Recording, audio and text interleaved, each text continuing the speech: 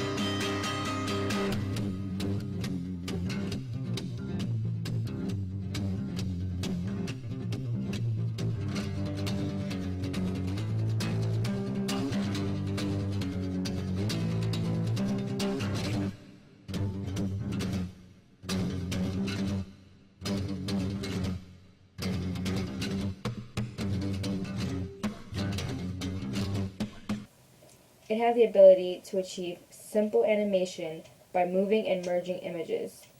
The idea caught on quickly, thus bringing to light phantasmagora, which was a modified magic lantern. Its purpose was to project frightening images such as skeletons, demons, and ghosts onto walls, smoke, or semi-transparent screens for the Halloween festivities, which then led to the start of Christmas magic.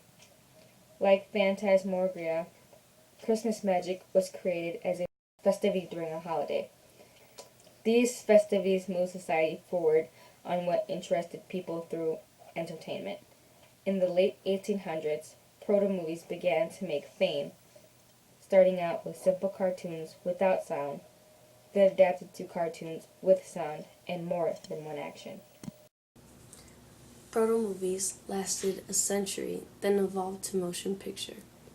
Motion pictures were like the new version of going and seeing an opera after 1900, except they were less expensive and more entertaining because of the realness of the scenarios in the movies. Civic leaders were in opposition of mass media. They believed it threatened the health of society, especially youth. The Chicago Tribune said that such amusements had an influence that is wholly vicious, a remark that echoed the opinion of most community leaders. To meet this threat to public welfare, the city enacted a censorship law in 1907. This act was highly noted with the movie The Birth of Nations, directed by D.W. Griffith, made in 1915. His realistic depiction of what took place during the Civil War offered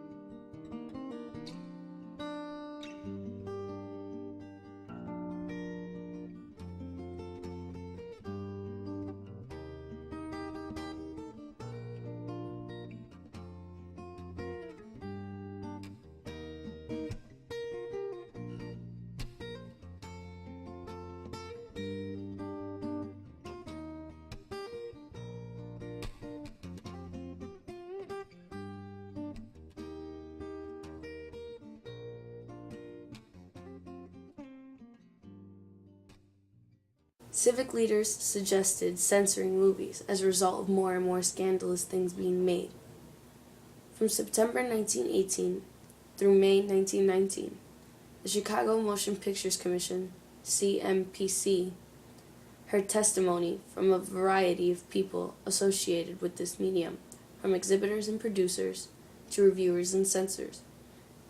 The commission also sponsored a survey in an attempt to quantify the effects of motion pictures on school children. In 1921, a popular magazine, Literary Digest, ran an article titled, "Is the Younger Generation in Peril?" Yes. The article basically said children were becoming more rebellious toward their elders and were bucking older standards of behaviors and tastes. Near the beginning of the Chicago's hearing, the Chicago Tribune reported that 2 teenage girls caused a scandal in school by dressing like vamps. One of the girls in trouble wanted to mimic the style of movie star Theda Bara and came to school in clothing that revealed her neck and chest. People on the other side of the censorship argument noted that the public knew what it wanted, understood what was best for it, and had the capacity to make its own choices about movies. W.K. Hollander, editor of the motion picture desk at the Chicago Examiner-Herald and the Daily News, believed that movies operated less than a medium